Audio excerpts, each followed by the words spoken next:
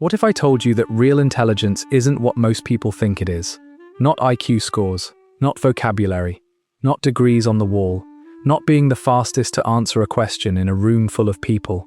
Genuine intelligence hides in behaviors most people never even notice. Because here's the truth. Society has quietly gotten wrong for decades. The loud, confident person who always has an opinion, usually average. The one who dominates every conversation with certainty, almost always average. Real intelligence looks quieter, subtler, more counterintuitive than any of that. It shows up in the way someone pauses before speaking, the way they ask a question nobody else in the room thought to ask, the way they admit they don't know something when everyone else is bluffing. These behaviors can't be faked, because they emerge from how the mind actually works. And here's what I want you to sit with. You may already be doing some of these things without realizing it. Or you may be carrying signs of intelligence nobody has ever named for you. If school grades never reflected what you knew was inside you, if standardized tests made you doubt yourself, if confident, loud-talking people always left you feeling behind, hear this. Traditional metrics measure a narrow slice of intelligence.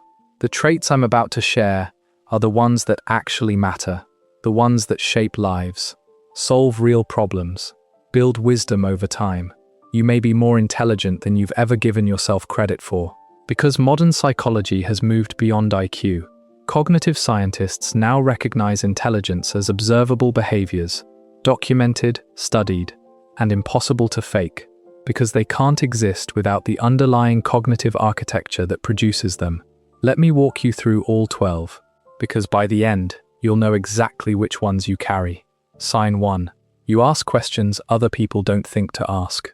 Not because you're trying to sound smart, not because you're showing off, but because your mind approaches problems from angles other people simply don't consider. In meetings, you'll raise the question everyone else missed.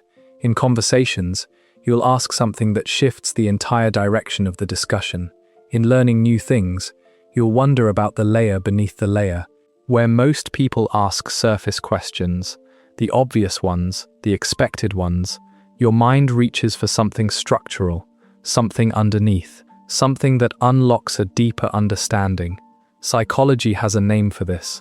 It's called divergent thinking, the ability to generate original, non-obvious directions of inquiry, and it's one of the strongest markers of high cognitive flexibility. Here's what most people don't realize about this trait. Others may find your questions strange, off-topic, or unnecessary. They may seem impatient with them. They may even accuse you of overcomplicating things. That's not because your questions are bad. It's because their minds simply don't have the architecture to reach those angles on their own. You're not asking bad questions. You're asking questions their minds can't generate. And the next sign is even more counterintuitive. Sign 2. You're comfortable saying, "I don't know." That may not sound like a sign of intelligence to you. In fact, most people think the opposite. They think smart people always have answers. They think admitting ignorance is weakness. So they bluff. They talk around things. They perform confidence they don't have. You don't do that. When you don't know something, you just say it, directly, without protecting your ego. Someone asks you a question at work. If you don't know, you say, "I'm not sure, let me look into it." In a discussion, if a topic comes up outside your knowledge, you don't fake your way through it. You acknowledge the gap. Here's what this reveals about your mind. Your identity is not fused with knowledge. You don't need to appear intelligent to feel intelligent. That separation between who you are and what you know is one of the strongest markers of genuine cognitive maturity. Psychology calls this intellectual humility, and it's considered one of the most difficult skills a human mind can develop. The smartest minds in history said, "I don't know," more often than average minds ever will. Socrates built an entire philosophy around it. Einstein spoke about it publicly, because they understood something most people don't. Knowledge starts with acknowledging what you don't have, but there's something even rarer than admitting what you don't know. Sign 3. You notice patterns other people miss. You catch the connection between things that seem unrelated. In conversations, you'll link two ideas nobody else saw were linked. At work, you'll spot the recurring pattern in behaviors, mistakes, or outcomes long before others notice it. Even in random moments, reading, watching something, walking, your mind is quietly identifying structures underneath the surface. This isn't luck, this isn't intuition. This is your brain running pattern recognition automatically, without conscious effort. Psychology calls this advanced abstract reasoning, the ability to see relationships between concepts, not just surface facts. It's one of the strongest predictors of real-world problem-solving intelligence, far stronger than memorization or verbal fluency. Here's what most people around you don't understand. They'll call you overthinking. They'll say you're reading too much into things. They may even seem uncomfortable when you point out a pattern they didn't see, because from their perspective, the pattern shouldn't be visible, the connection shouldn't be obvious. But you're not overthinking, you're seeing structure they can't perceive, and a mind that sees patterns also knows how to pause before it acts. Sign 4. You think before you react. There's a specific pause you take, a deliberate, quiet pause before you respond to something emotionally charged. It happens in arguments, in high-pressure decisions, in moments when everyone around you is reacting instinctively. You don't react, you process. Someone says something provocative, your mind runs several possibilities before you respond. Someone makes a mistake that would trigger most people. You pause, evaluate, and respond in a way that solves the problem instead of escalating it. In emotionally charged moments, you're the one who feels the pull to react, but holds still long enough to think first. Psychology calls this executive function, the ability to override reactive impulses in favor of considered response. It's controlled by the prefrontal cortex, the most advanced part of your brain, and it's one of the strongest markers of cognitive maturity available. Here's what people misinterpret about you. They think you're slow, cold, emotionally distant. Some may even assume you don't care, because your response is measured instead of instant. What they don't understand is that speed is not intelligence. Speed is usually the opposite: impulsive, reactive, poorly considered. You're not slow, you're deliberate. That pause is where wisdom actually lives. Let me pause here for a moment, because if you're already recognizing yourself in these first 4 signs, if even a few of them describe how you actually operate, I want you to know something important. You're carrying intelligence that most standardized tests would completely miss. The kind that doesn't show up in grades or job titles. The kind that shows up in the quiet quality of how you move through your life. These next signs get even more revealing. Stay with me. Sign 5. You change your mind when evidence changes. This may sound simple. It isn't. Because most people, when faced with new information that contradicts what they already believe, don't update.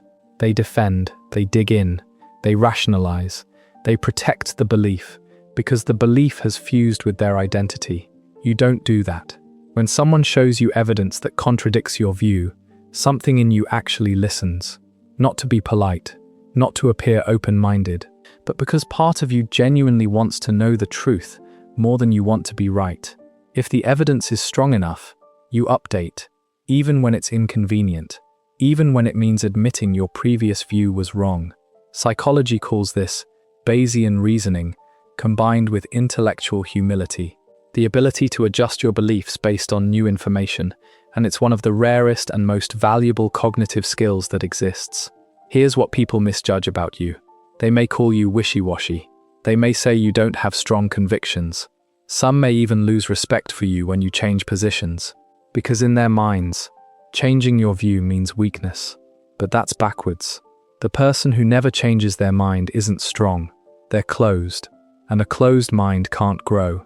Real intelligence updates, constantly, quietly, without ego, and a mind that updates its beliefs also knows how to simplify complex ones. Sign 6. You can explain complex ideas simply.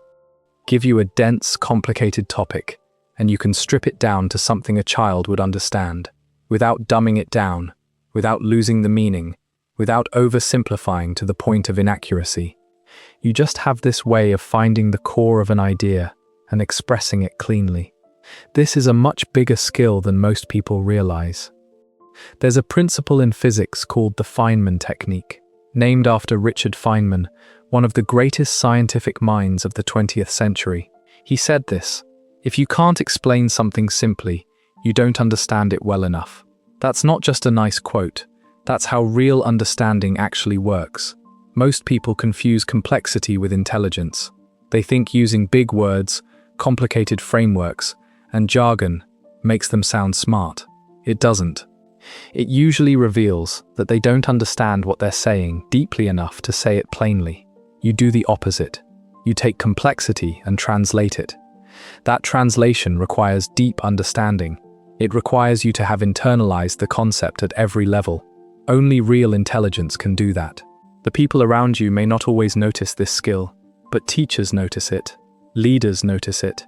Anyone who's ever tried to learn something difficult from you notices it.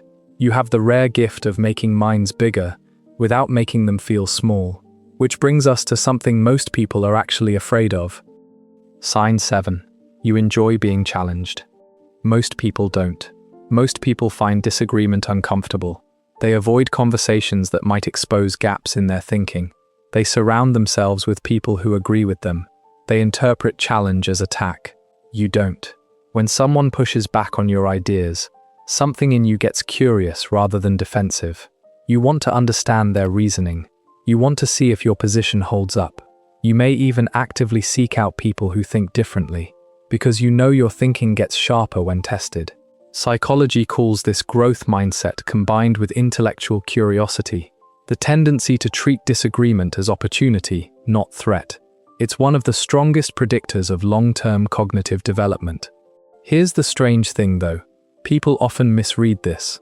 They think you're arrogant because you welcome debate. They think you're combative because you don't back down from intellectual disagreement. They may even avoid discussing difficult topics with you because they mistake your appetite for challenge as an appetite for conflict. You're not arrogant. You're hungry. Hungry for the next level of understanding. And you know, deep down, that you can only get there when someone with a different perspective helps you see what you've been missing. But the next sign only happens when you're finally alone. Sign 8. You enjoy thinking in solitude. Being alone with your thoughts feels satisfying to you. Not lonely, not empty. Satisfying. Long walks by yourself. Long showers where you lose track of time.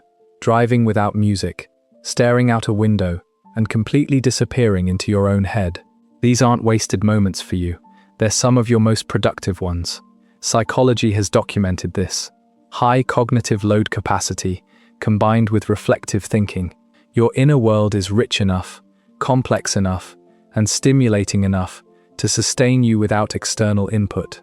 Most people can't tolerate being alone with their thoughts for long. Studies have shown people would rather receive small electric shocks than sit alone with their minds for 15 minutes. You'd sit for hours, because your mind isn't chaos when you're alone. It's a workshop. Ideas connect. Problems get solved.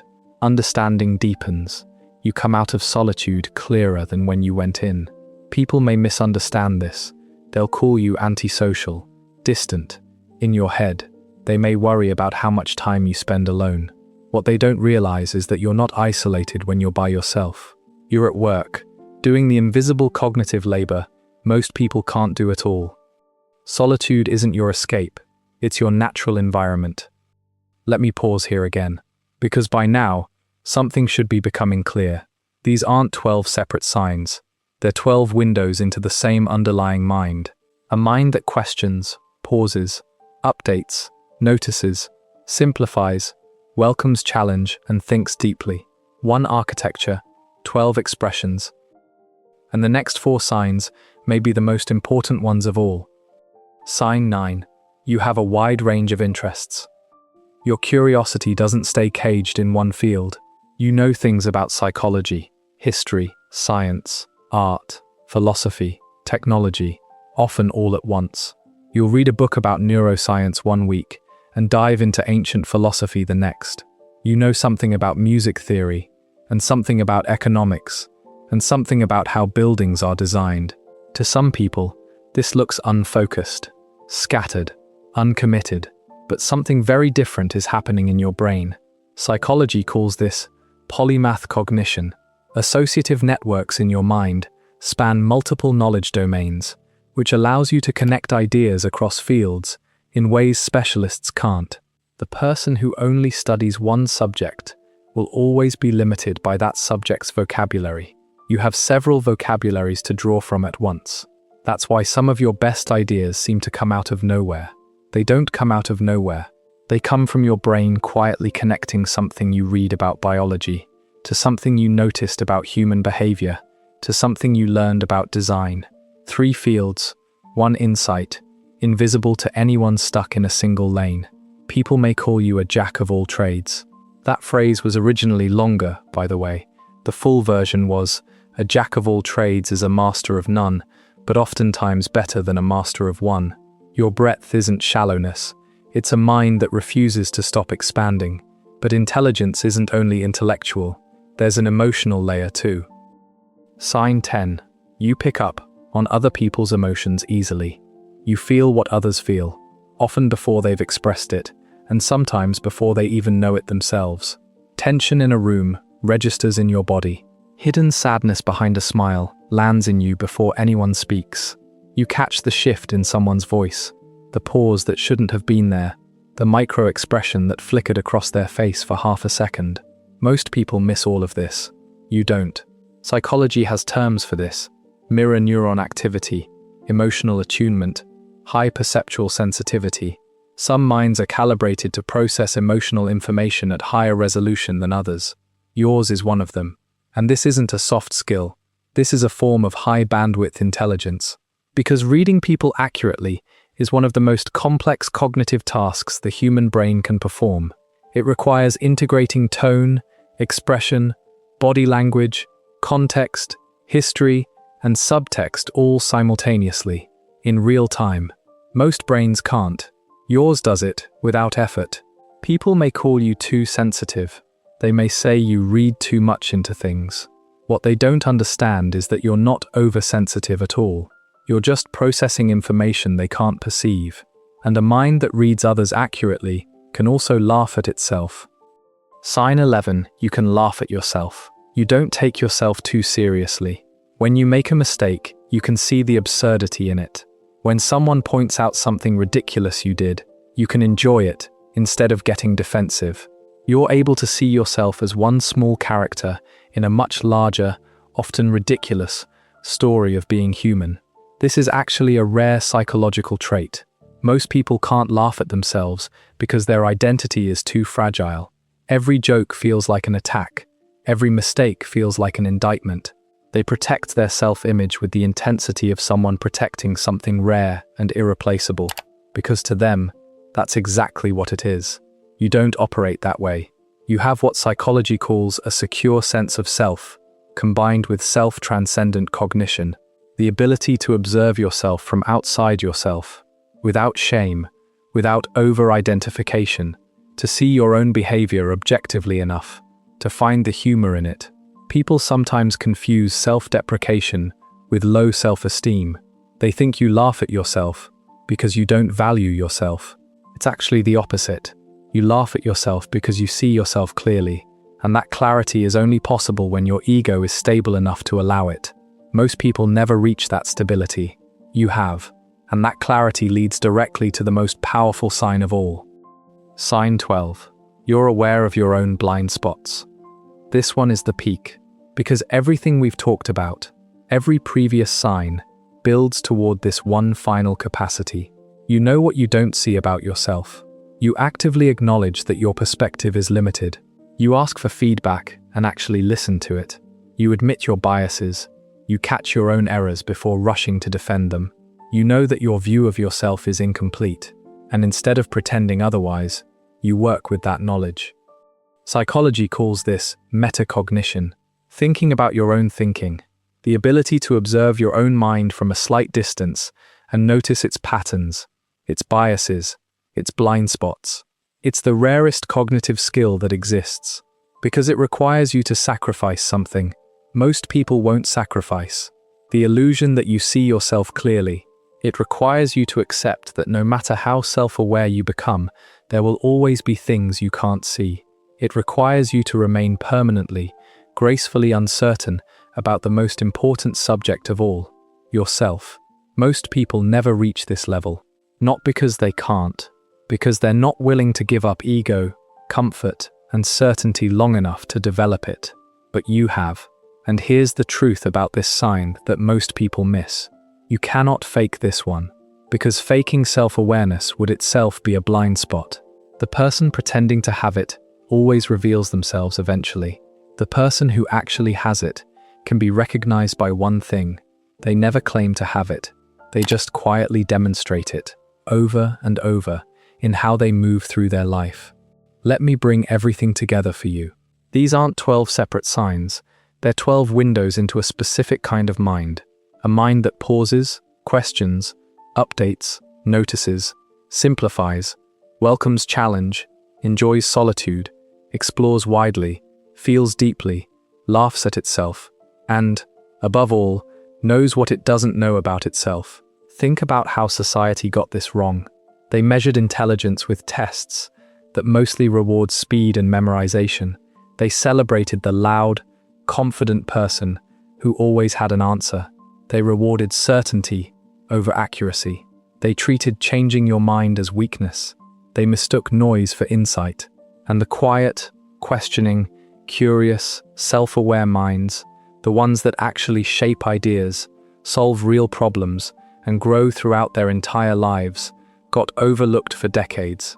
If even 6 of these signs describe you, you're carrying intelligence no test can measure. Real intelligence doesn't announce itself. It shows up in questions, in pauses, in the willingness to say, I don't know, in the ability to see yourself clearly. You were never less intelligent than the people around you. You were just intelligent in a way the world has always undervalued. And now you have language for what you've been carrying all along. Your intelligence isn't loud. It doesn't need to be. The people who need to prove their intelligence usually don't have much of it to prove. Quiet intelligence, the kind that pauses, thinks, listens, updates, and questions, is the real thing. And here's something important. Every sign in this video can be developed. Not through IQ tests, not through memorization, but through practice. Ask better questions. Sit longer with I don't know. Read more widely across fields. Pause before you react. Welcome challenge. Notice patterns. Laugh at yourself. Watch your own blind spots. Because intelligence is not a fixed trait handed to some people at birth. It's a way of moving through the world. The way you question, the way you listen, the way you update, the way you honor complexity without needing to resolve it too quickly. That is what real intelligence looks like. Before you go, one small question for you. Which of these 12 signs described you most accurately? Just comment the number below. I read every single one. And if you found even 6 signs that describe how your mind works, you're operating in rare cognitive territory. Territory most people around you will never reach. Subscribe if you'd like more psychology videos that finally explain how your mind actually works. You're smarter than you've been told. And now, you have the language to prove it.